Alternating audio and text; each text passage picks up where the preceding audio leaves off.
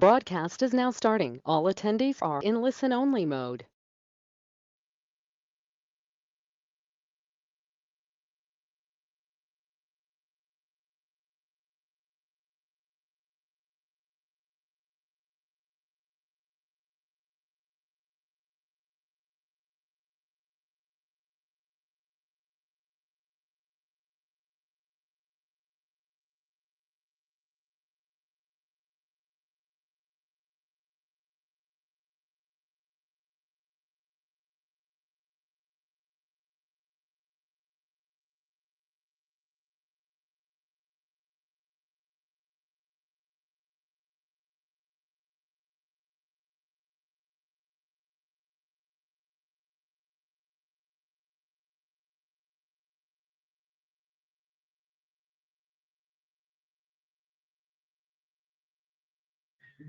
Okay, good morning, everyone.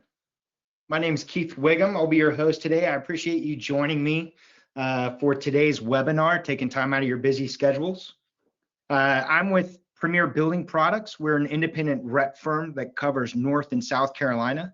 I specifically manage the Western North Carolina, the upstate of South Carolina, as well down into Charleston in the Low Country.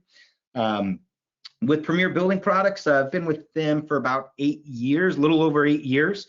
And then prior to that, I worked for a low slope commercial roofing contractor for a little over 2 years, just south of Charlotte. So again, thank you all for coming today and being a part of this.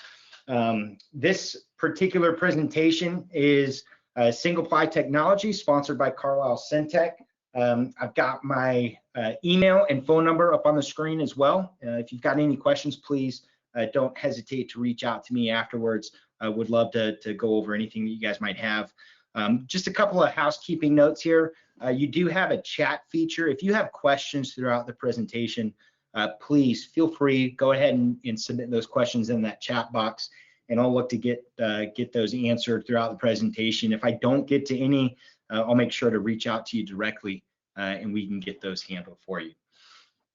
This is an AIA accredited presentation here, so please make sure to get with Ted Bilski, my counterpart in Charlotte. I believe you should have received an email from him. Make sure that he has your AIA number so that you get credits for joining in on this presentation. So getting right into it, these are our learning objectives for this presentation. We're going to discuss the 3 different types of single ply membrane options, EPDM, TPO, and PVC. We'll discuss basic roof components, right? So not just the membranes themselves, but we'll talk about insulations, fasteners, adhesives, as well as some different assembly options. We'll talk about the need for proper design, not just in respect to the roofing assembly, but also the perimeter edge metal. And then lastly, we'll go over some different warranty language that you can include within your specifications that can kind of help your client. So with that, we'll go ahead and jump right into it with our first learning objective and talk about our single ply membrane options. It is separated out into 2 different categories. The first category I highlight here is thermoset membranes.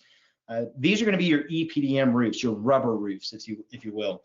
Typically, they're black in color. They are available in white, but usually we see EPDM in black.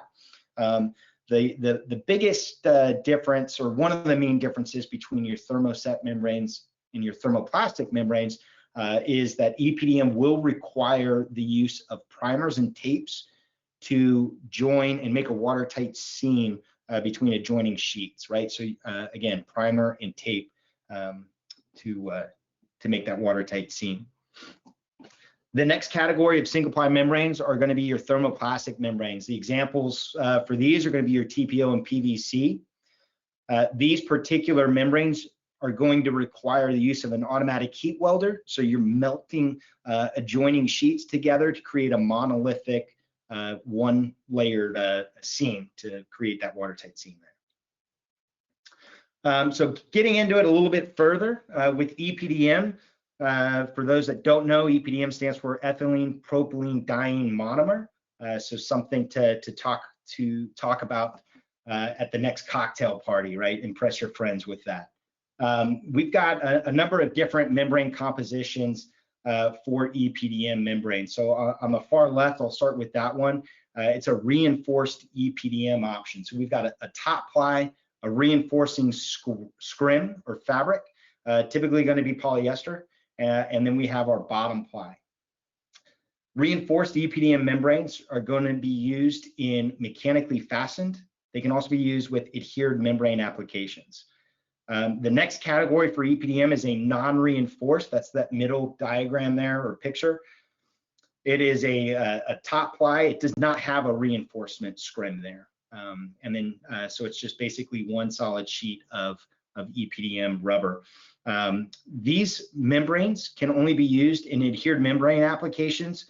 You'll also see them being used in ballasted applications, though we don't see very much new construction ballast anymore due to building code.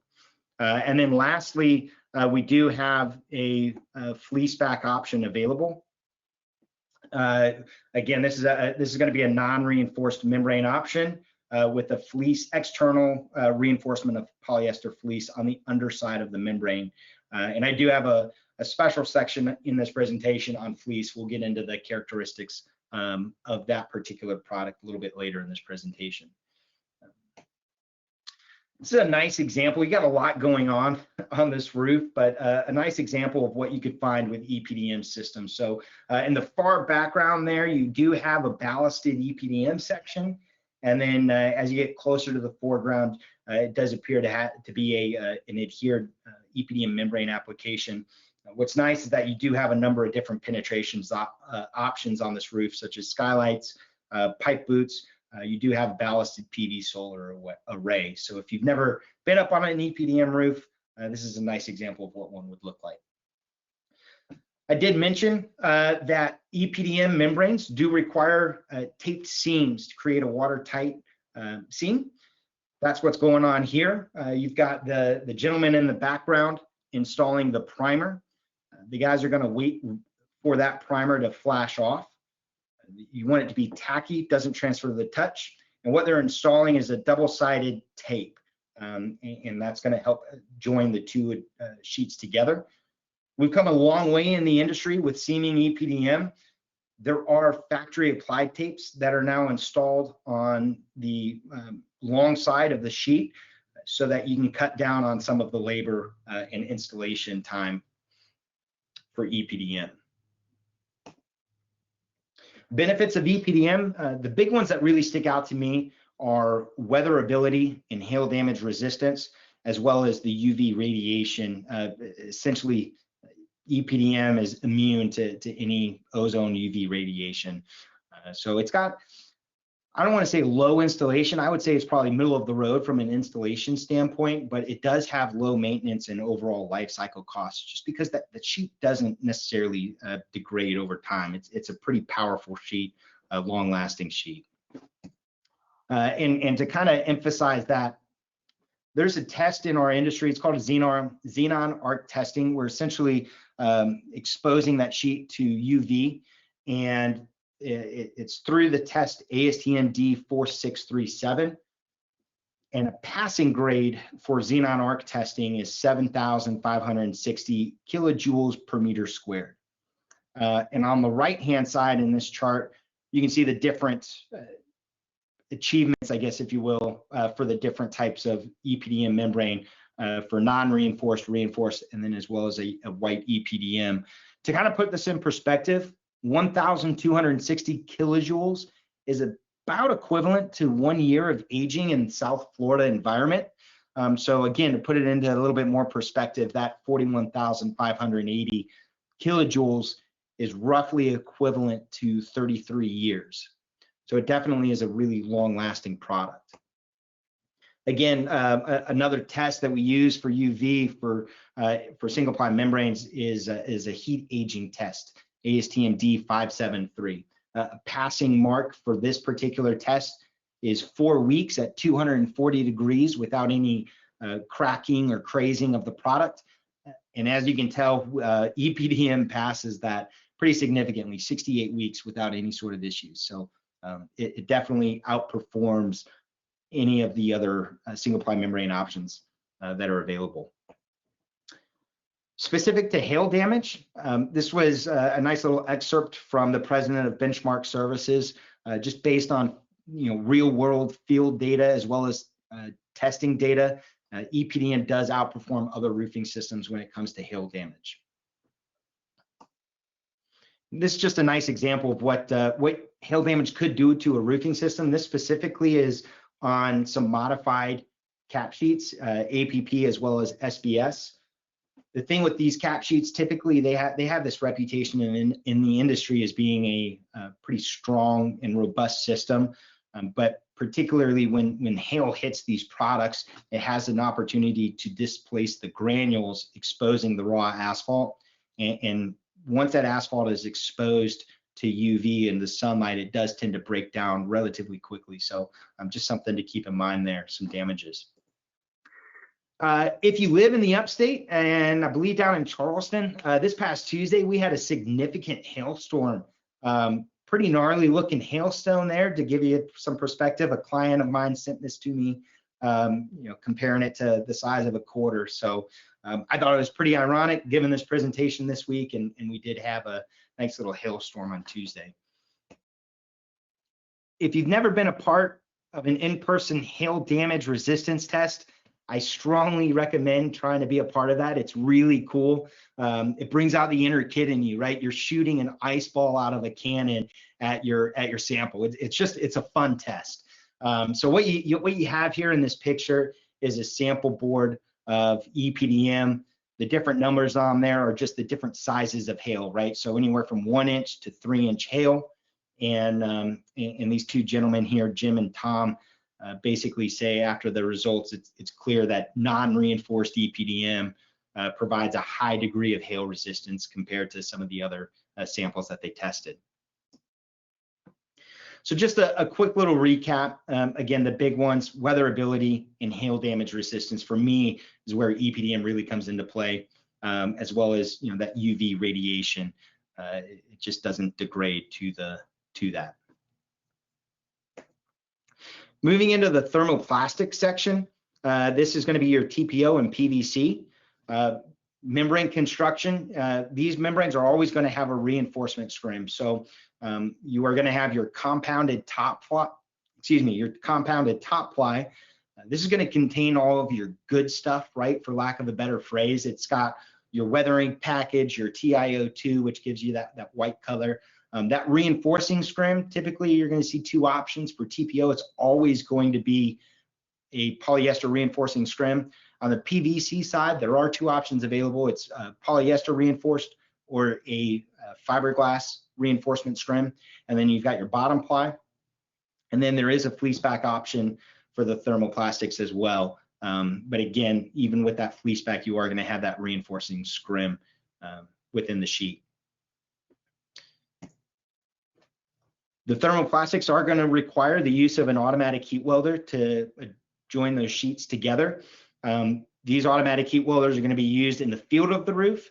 If you've got any detail areas or anywhere where this machine cannot weld the membrane, there are hand welders available for the installers to use. So specifically about TPO, it did come about in the early 1980s, primarily started off in the automotive industry as well as the geomembrane application. So think of pond liners. In the late 1980s, it was commercialized for roofing membranes.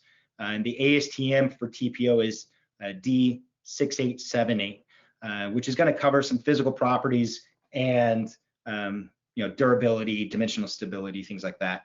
And then really in the late 1990s, TPO really took off and has really grown within the market. It is by far the largest market segment in the low slope roofing industry by a large margin. Some features and benefits of TPO. In my mind, TPO is a great middle of the road product to use on a commercial roof, right? So if you got an office building or something like that where you're not going to have chemicals or anything being exposed to the roof, TPO is an excellent product for that. It's got a nice 25-year history, excellent tear strength, and I'll get into that a little bit later. Good puncture resistance, not as good as EPDM, but it's still pretty good, and it is a recyclable material. So just to highlight the seam strength for TPO, I do recommend including in your specifications doing periodic seam peel strength tests throughout the day. And what we're looking for is a ply-to-ply separation once the membrane is welded together, it's allowed to cool, and we're going to pull it apart. And that right-hand photo is what we're wanting to see. That weld should be stronger than the actual membrane itself. The reason why we recommend doing periodic test welds is because if you're testing if you're welding in the morning, the heat welder is probably going to go a little slower, and you want that temperature to be a little higher, right? Just because of your ambient temperature is a little cooler in the mornings compared to in the early afternoons, right? Whenever the day is at its hottest, right? If you have a slow speed and high temperature, you may burn the membrane. So you may want to either reduce the temperature that the heat welder is putting out or speed up that heat welder, right? And so you just want to make sure that you're getting a good seam so that you don't end up with a cold weld. A cold weld is where that seam will pop open, and that's an opportunity for water to get into the roofing system. The nice thing about TPO and really all single ply membranes is just the wide sheet technology. You can really reduce the number of seams with TPO versus modified bitumen sheet. So in this example, we've got a 20,000 square foot roof. Modified bitumen cap sheets typically are about 40 inches wide, 32 inches long, right? So you can see the number of seams that are going to be required on this particular example. Compare that to TPO with 10 or 12 foot by 100 foot long sheets, you're really reducing the number of seams, right? And there's even a 16 by 100 sheet that is available on the market that just came out at the beginning of this year. So again, really cutting down on the number of seams. Why is that important? Well, the middle of the membrane, the actual sheet, the chances of that degrading are really slim. Where we're going to run into issues is just that human error, that labor aspect of things. And so if we can cut down where the welds are, we're setting ourselves up for a higher chance of having a watertight roofing system. Moving into PVC, it was first discovered in the 1830s by a Frenchman, Reynaud. That's my best way of trying to pronounce his name. But they really didn't know what to do with it, right? Once they discovered it, and until about the 1920s, when we started adding plasticizers to it, and then it really took off from there.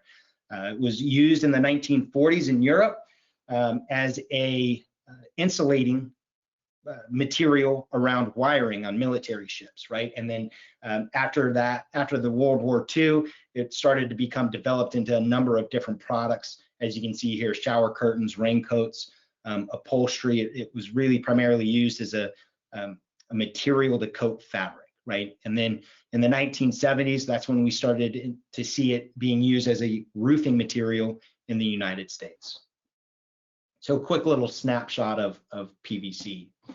The benefits of PVC, an excellent track record. Again, it's been used in the industry for a very long time. When you think of PVC, you can think of the chemical resistance, right? So if you have, a building that is an industrial facility where chemicals might be exposed to the roof, animal fats, vegetable oils, petrochemicals, anything like that, PVC might be a good option to use, or at least consider having that discussion with your building owner when deciding on what type of roofing system to use. Another great benefit of PVC is the fire resistance of that product. And I've got a few slides that highlight that here coming up very soon. The last thing I want to hit on is the recyclability of PVC. It's PVC without adhesive on it, I should be specific. So, mechanically attached PVC options can be recycled.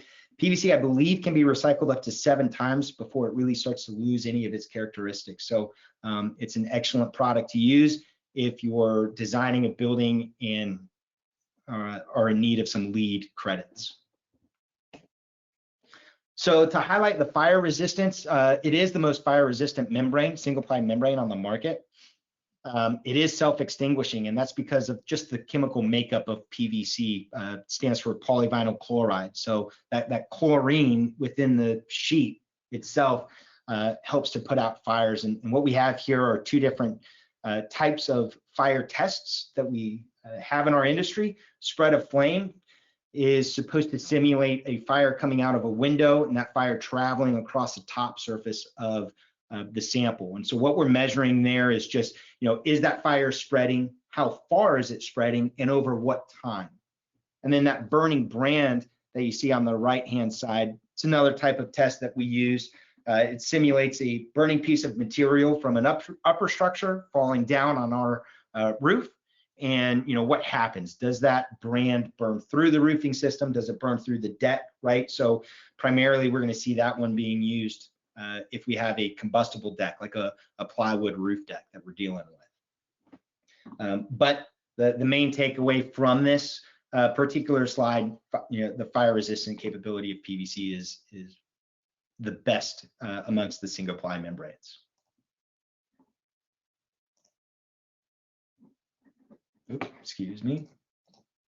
I do want to highlight this. There is a little bit of, I guess you could say, gamesmanship within the PVC industry, but just to highlight what we have here is a cross section of PVC membranes. And what I want to highlight is just that scrim placement. Typically what we see in specifications and in standards is just the measuring the top ply, right? We want to see X amount of material above the scrim. Well, you can manipulate that a little bit by where you place the scrim. So on that photo on the left-hand side, that scrim is embedded in that bottom ply, whereas on the right-hand photo, that scrim is placed just on top of that bottom ply, right in the middle of the sheet. So the left-hand photo has a thinner top ply compared to the right-hand photo, but it has more thickness over scrim because of where that scrim is placed within the sheet. Maybe a better way to talk about PVC is just overall thickness, whether that's nominal or minimal versus just thickness over scrim. Just something to keep in mind. So again, just a recap here, TPO, good puncture resistance, good middle of the road product.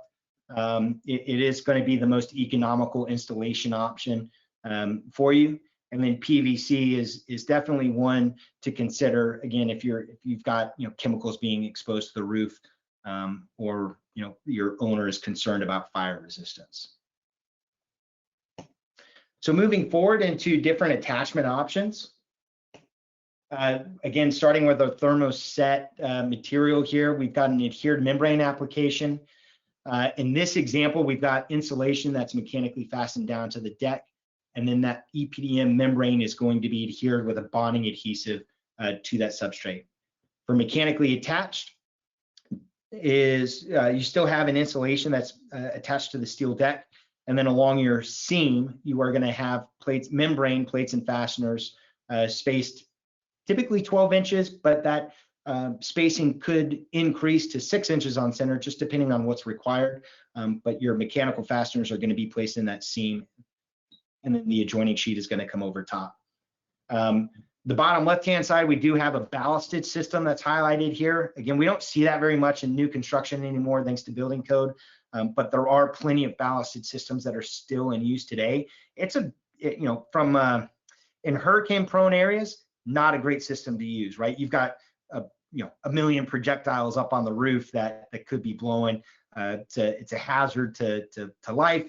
It's a hazard to buildings, right? So again, we don't really see that down the hurricane-prone areas, but in other areas of the country, it's a great product to use. You've got an overburden over top of your membrane where it's not exposed at all to any of the elements, right? It's not exposed to UV. It's not exposed to hail.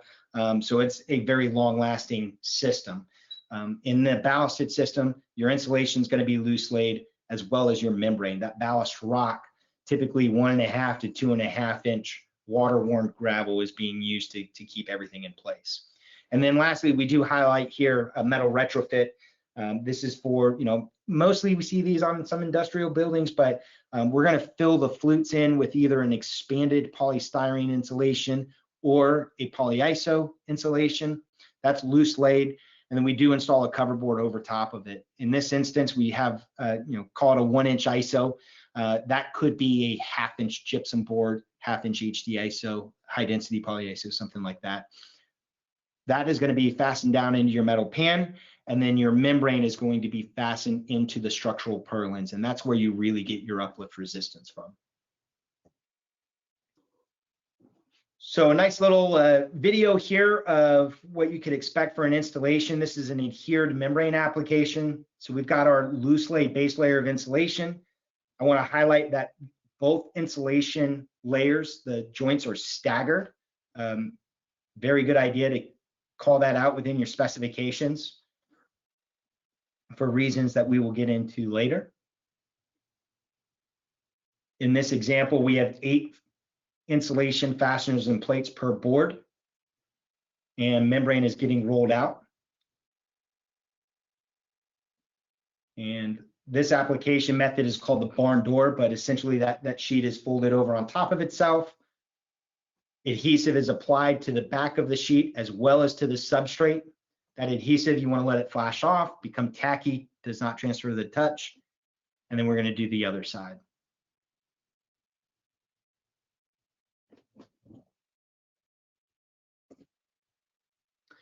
So for TPO, again, fairly similar options here between adhered mechanically attached systems.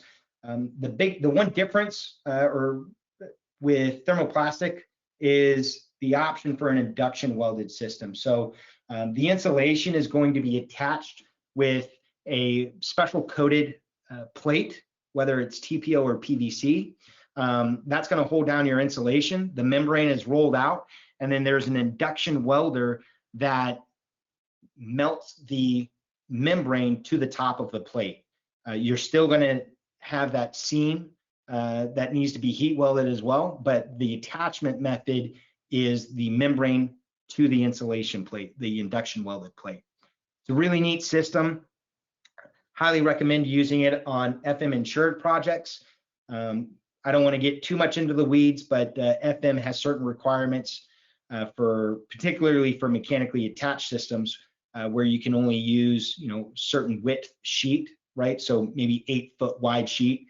With the induction welded system, you can use 10, 12, 16-foot wide sheets. Those plates are spread out amongst the roof to where the sheet width is not really a concern. And then lastly, again, we do have the metal retrofit option available for the thermoplastic membranes. I did get a question in here. If you have multiple layers of insulation in an adhered system, are the other layers adhered after the first is screwed? So if I understand correctly, there is, you can specify a system with a base layer of insulation that's mechanically fastened to, for example, a steel deck. And then you can have subsequent layers of insulation adhered with a polyurethane low-rise foam adhesive and then an adhered membrane. The benefit to that is you're burying the fasteners underneath insulation. So you're creating a thermal break, right? So if you have a warm environment on the interior of your building in the colder months, you're not losing that heat transfer through the fasteners and plates.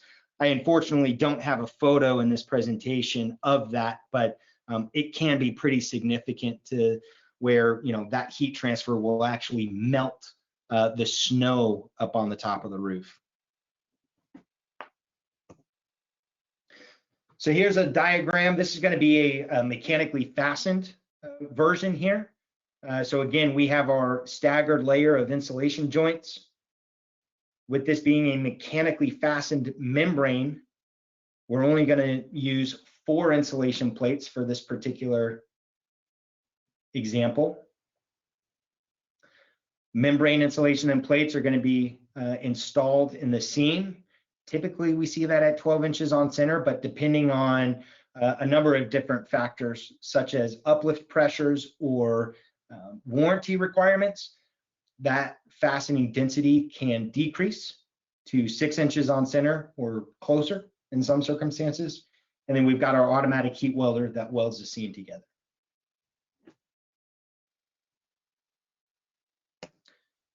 Another type of installation option here that is available for all 3 single ply applications is called a vent secured system or negative pressure system. This is an awesome alternative for attaching a roofing assembly with hard to deal with decks, right? And so what I mean by that, like structural concrete decks, for example, this is you would loose lay your insulation. You would install a 1/2 inch gypsum board over top of that insulation, again, loose laid, and then you would loose lay your single ply membrane. And then these vents are installed over top of the membrane. It utilizes what's called the Venturi principle. But if, you know, a great way to explain this is if you think of, you know, whitewater rapids, right? If you got 2 rocks, water moving through, that water in the middle speeds up. And so that's kind of what we're doing here with this system. Those domes are hollow and the vertical cylinders are hollow as well. And so as wind passes through these vents, it's pulling air out from inside the roofing system and sucking the roofing system into place. The key to this roofing system is making sure that any gaps in the deck, so at angle changes, could be curbs, parapet walls, gaps around penetrations, everything is, you've got an airtight seal within that roofing system. So you'd want an air barrier around those gaps in the deck. Got a couple other questions here. For induction welded system, it could be very good for projects where the GC has used a gypsum board or other unacceptable sheathing for adhesive, mainly in my experience walls. Yeah, so that's a really good question. We can talk offline about specific examples here, but I don't want to mention any sort of trade name as this is an AIA presentation. But yes, manufacturers do require certain gypsum boards to adhere the membrane to. So for what this question is referring to is exterior gypsum wall sheathing boards being used on the inside of a parapet wall. Manufacturers don't want to adhere to that. It's a different type of facer that's used on those exterior wall sheathing boards. We want to see roofing primed gypsum boards being used there if you are going to use a gypsum sheathing on the interior of the parapet wall.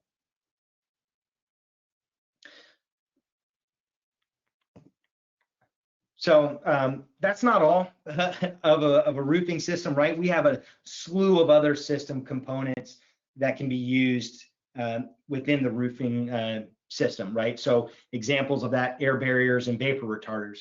There's a slew of different insulation options, different coverboard options, different adhesive options, edge metal, which is really key. We'll get into each of these here in the next several slides. So the first one to talk about are air barriers and vapor retarders. There is some unintended consequences of some cool roofing, right? So cool roofing is going to be typically your thermoplastics, right? The white roof is very reflective, and so you can put your hand in the middle of a summer day on top of a white membrane, and it would be cool to the touch. You're not going to get burned, but one of the things is if you have in the colder months, a warm, humid environment on the interior of your building, that warm, moist air, it wants to get out, and that moisture drive is going to be upwards, or it could be upwards towards that colder environment on the outside of the building. And so if you have, a one layer of insulation, you don't have any vapor retarder being used, that air is going to contain water vapor, and that's going to move up through the roofing system, and it's going to condensate on the underside of that cool deck. And then we have some major issues here. So highly recommend looking at installing an air barrier or vapor barrier over top of your deck, or at least at angle changes to help minimize any sort of air movement.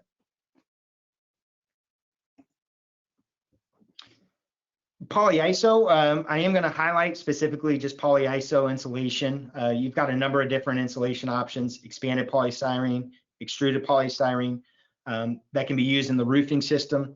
But polyiso is definitely the market leader in terms of insulation, primarily just because you have the highest R value per inch compared to the other insulation options. I forgot to mention mineral rock wool fiber insulation as well, but you're going to have a thinner overall composition for your roofing system with polyiso versus those others.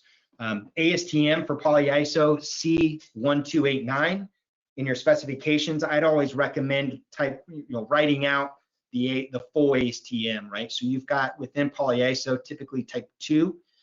Class 1 is going to be your glass fiber facer. It comes in 2 different grades, grade 2 or 3, 20 or 25 psi respectively. The coated glass facer is going to be a class 2. And then we have a class 4 option, which is going to be your high density polyisos, which is a minimum 80 psi up to 100 psi board, or the composite board, which is highlighted in this picture on the right. So a number of different options, again, should be installed with multiple layers, staggered joints. I do have a question here. What is the minimum recommended staggered distance for insulation and cover board? That's an excellent question.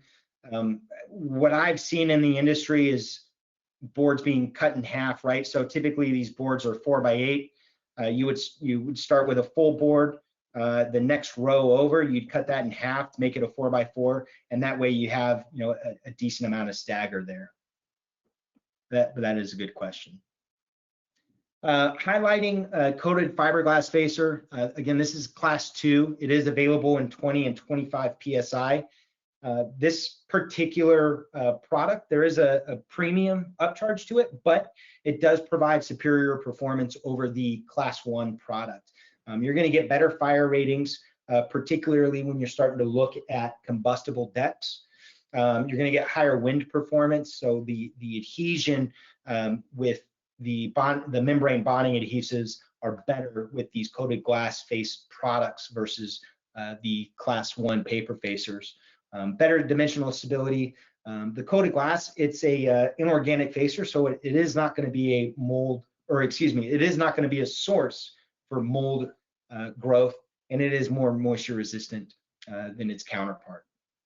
So something to consider, particularly if you have a building owner that's interested in a higher wind speed warranty, you may be required to use a coated fiberglass facer for the insulation option.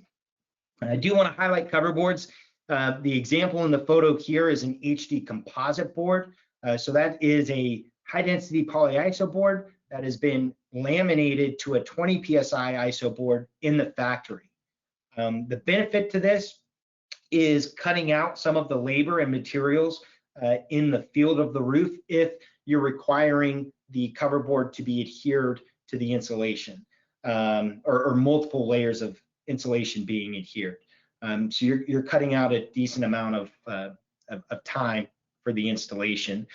You would generally use an HD composite board when you've got a base layer of insulation, again, to get that staggered joints and the remainder of your R value. Other cover board options, you've got different types of gypsum boards. I'm not going to mention that last one there, HD fiber boards. That's a wood fiber. I'm not a fan of those. But the benefits of a cover board, it's going to offer you increased hail resistance, increased fire performance, as well as increased uplift performances as well. It's not required by building code. Manufacturers don't necessarily require it for standard warranties, but it is definitely something to consider. You're protecting the most expensive part of the roofing system, which is the polyiso insulation. So definitely a really good idea to at least consider. For different adhesive options, typical is going to be a standard bonding adhesive. If you've ever been up on a roof, this is going to be like a yellow bonding adhesive. It's not VOC compliant, it's solvent-based product. If you are looking at LEED requirements or cognizant of it, and you want a low VOC adhesive, make sure to include that within your specifications. particularly the designation less than 250 grams per liter. Some different options. You've got a water-based adhesive. You have sprayable bonding adhesives that are available now. What you're seeing in this far left photo is an example of the sprayable bonding adhesive. That adhesive is being applied to the substrate as well as to the back of the membrane. It's called a contact adhesive. Typically, that's what's going to be required for any sort of standard membrane or bareback membrane installation options. For VOC-free adhesives, these are going to be your urethane adhesives, right? So what we have pictured in the right-hand on the right-hand side, those are going to be used to attach your fleece back membranes to your substrate. To highlight the two-part urethane adhesive a little bit more, this is it's a neat product just because of the versatility of it. You can use it to attach not just your fleece back membrane, but you can use it to attach insulation to really virtually any deck type, right? So you can attach insulation with urethane adhesive to steel deck, concrete deck, you name it. You could probably attach it there. Now, again, depending on uplift requirements and warranty requirements, may need to change some things, but the application methods I'm highlighting here are a full spray application or a bead application, and each one is going to have different uplift results, which is required by building code. The full spray application is a nice system to use, but you've got some things that you typically wouldn't have to worry about, right? So you can kind of see it, but these guys are head to toe Tyvek suits. They should be wearing a respirator. Also look at the windscreen, right? So you want to just be very careful. You could end up spraying some cars in the parking lot and have to pay for some cleaning duties there or detailing. The other application here is the bead application. Just depending on what's required, those beads can be spaced 12 inches apart, 6 inches, or 4 inches apart. Believe it or not, we also approve in the industry attaching fleece back membranes with asphalt mopping. It's not used a whole heck of a lot anymore, but when I talk with different designers, consultants, what they like about the modified systems is the redundancy of that system with base plies and asphalt moppings. And so there's no reason why you can't do that with a single ply membrane in a fleece back installation option. You can include those base plies, you can include that fleece back membrane as your quote unquote cap sheet and have a really robust system. So again, just something to think about. It's also really nice because again, you get to utilize the wide sheet technology, 10 or 12 foot wide fleece back rolls compared to that 39-inch wide roll for a modified bitumen cap sheet. We do allow cold applied attachment options as well. So within our industry, we are experiencing a decline, I would say, in skilled labor. It seems to be pretty common among installers that we talk to throughout the country. And so we as manufacturers, what we're trying to do is develop some, I guess, lack of a better phrase, some dummy-proof systems. And so, adhered membrane applications are generally more labor-intensive, and you got to be pretty skilled in what you're doing to do it right. So in this example, on the top side there, you've got a typical field-applied adhered application, and it could be a really long time to install a traditional adhered membrane system. You can see here maybe 42 minutes. That depends on the ambient temperature. What manufacturers have done in our industry is, again, we try to make it dummy-proof, make it easier on the contractor to install. We've added that adhesive. We have self-adhered membranes. So the adhesive has been added to the bottom of the sheet in the manufacturing process. That sheet has a release liner so that the installer can position the sheet correctly. You remove the release liner, and then the key is to roll it in with a 150-pound segmented weighted roller to create a good mating between the sheet and the substrate. But these options are available as well. What's nice about the self-adhered application is that you have a consistent layer of adhesive that's being installed, again, because it's in a factory setting. In the field, sometimes you have to worry about, heavier spots of bonding adhesive versus shallower spots of bonding adhesive, right? So the flash off time could be different there, and you could end up with some issues later on. This is a really innovative product that's come out in the industry over the last couple of years, but it's a fully adhered option, quote unquote, without using adhesives. And so we're utilizing hook and loop technology to create that attachment point. And so the insulation is going to be laminated with the hooks of this system. It's a special facer that's attached to the top of the insulation. And then the fleece back membrane, the fleece acts as your loop. And so your insulation is going to be mechanically fastened just like you typically would for any adhered application. And then the fleece back membrane is going to be positioned. There's a release liner on the fleece. The installer will remove that release liner, broom it to get any sort of air bubbles out that's trapped in the sheet, and then they're going to roll it again with a 150-pound weighted roller to get a good mating between the loops and the hooks. And I'll tell you that system is stuck in place. It's not going anywhere. This system has been tested through FM.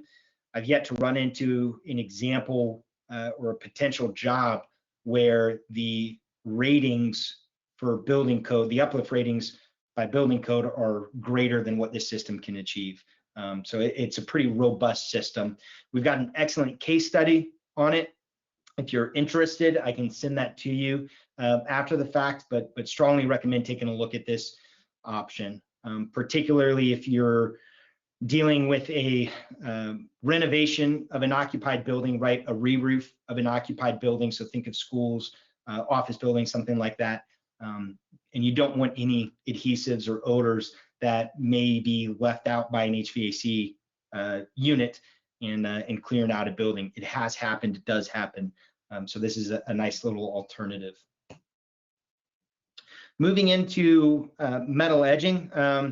Before I do that, I did just get another question in here for splatter pattern application, pros, cons versus bead or full spray. So what we're referring to, I'll go back here, is with urethane adhesive application. So one that's not highlighted on here is the splatter pattern. Splatter pattern is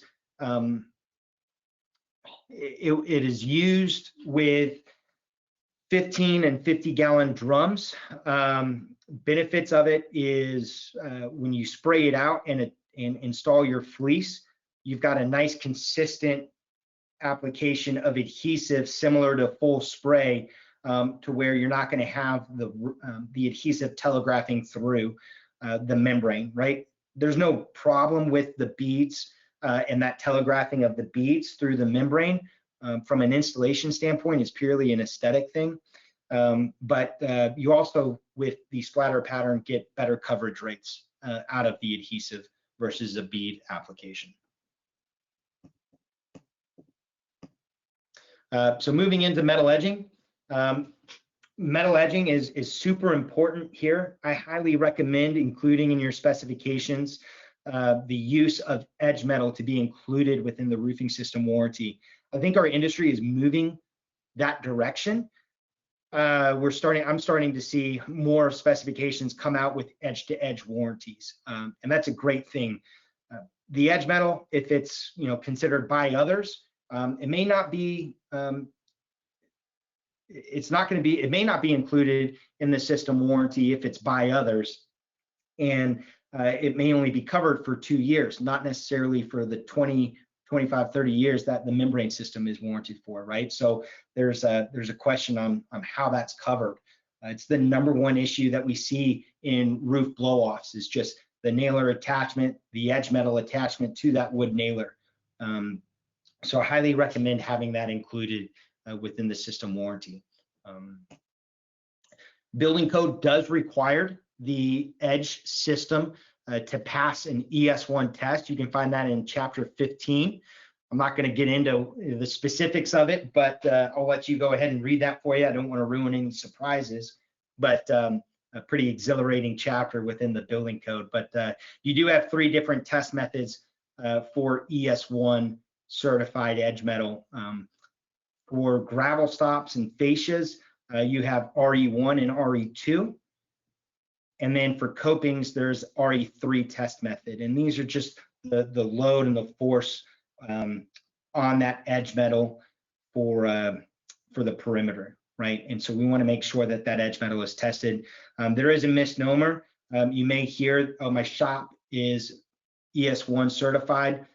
Yes, I'm sure the shop does have to go through an inspection process to make sure that the machines are calibrated accordingly so that they're bending appropriately, the metal appropriately, but it is the profile and the attachment of the edge metal to the nailer that counts as being ES1 certified.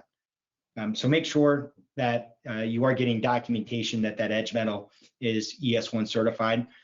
Shop fabricated metal is just fine if it's ES1 certified. If you go with a pre-manufactured edge metal, it is going to be ES1 certified. So it's a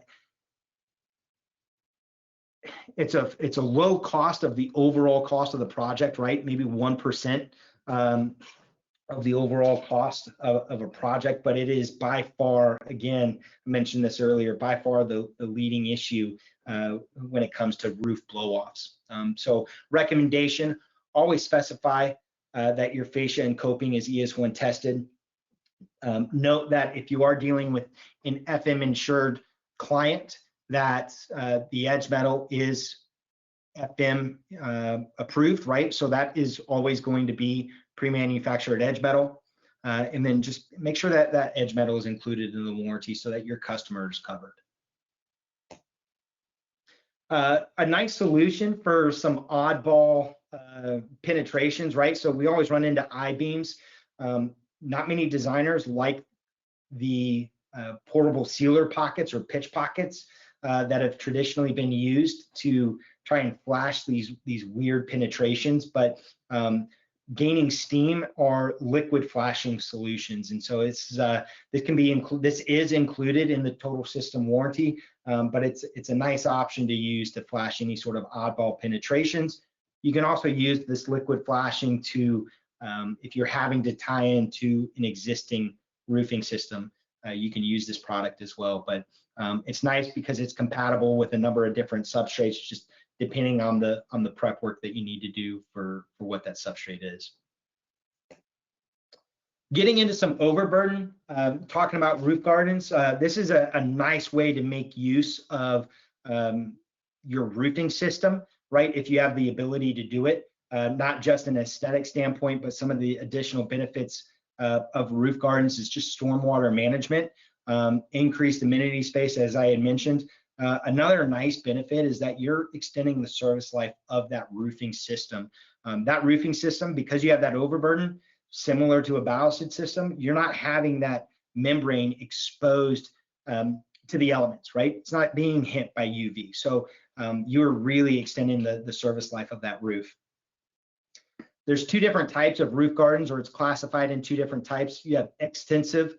These are going to be your modular tray systems, typically is what I see. The other category is intensive, which is going to be for heavier vegetative options, right? So this is actually going to be your growth media, and you're building the system, the roof garden up, rather than installing a tray.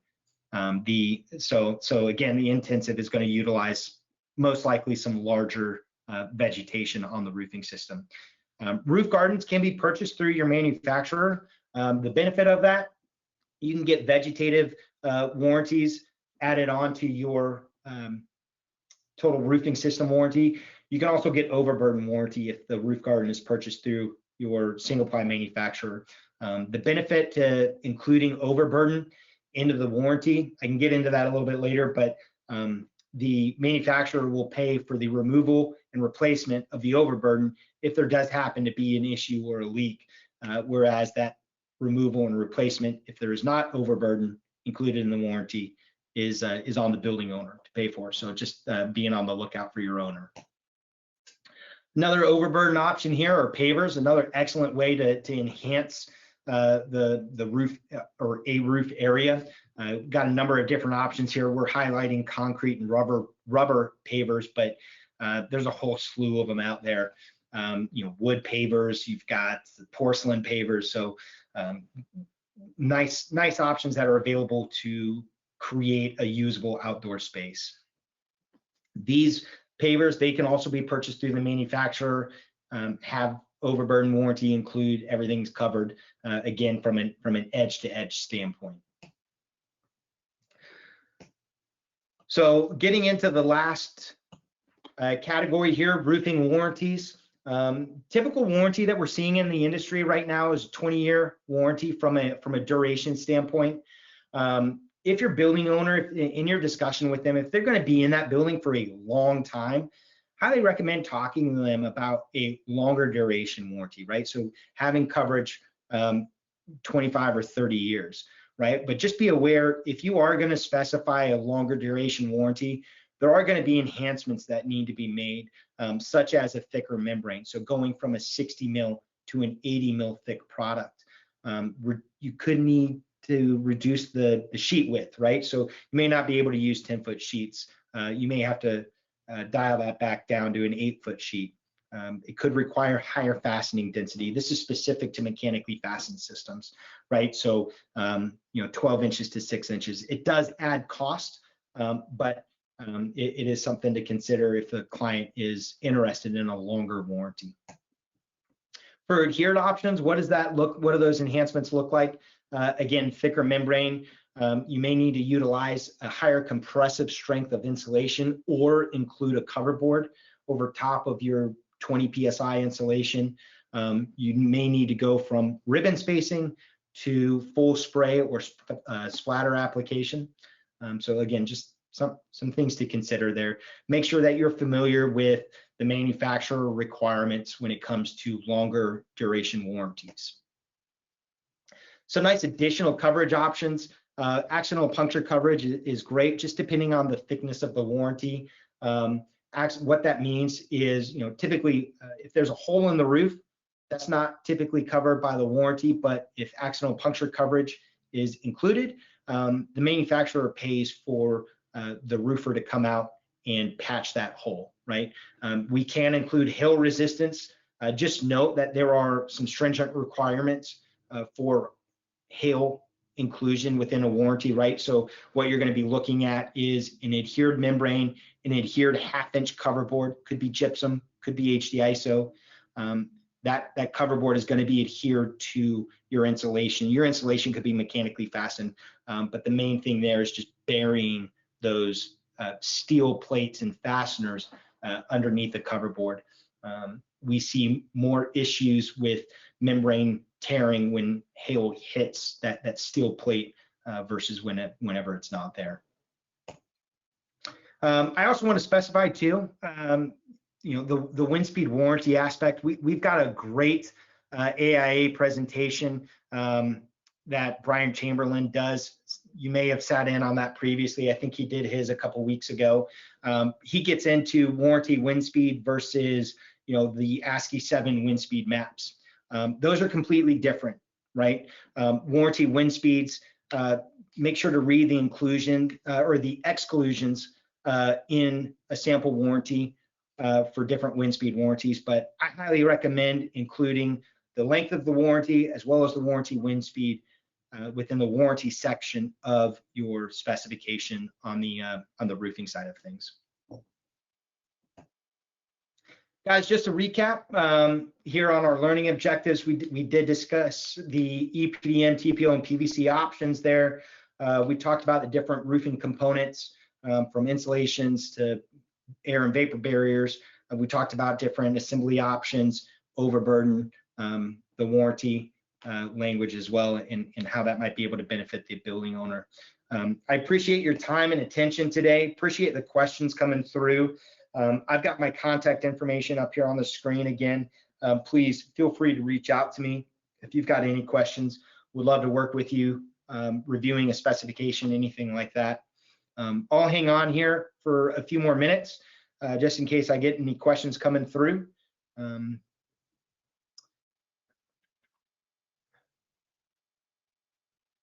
if not, you all have a good rest of your Thursday. Thank you again for attending.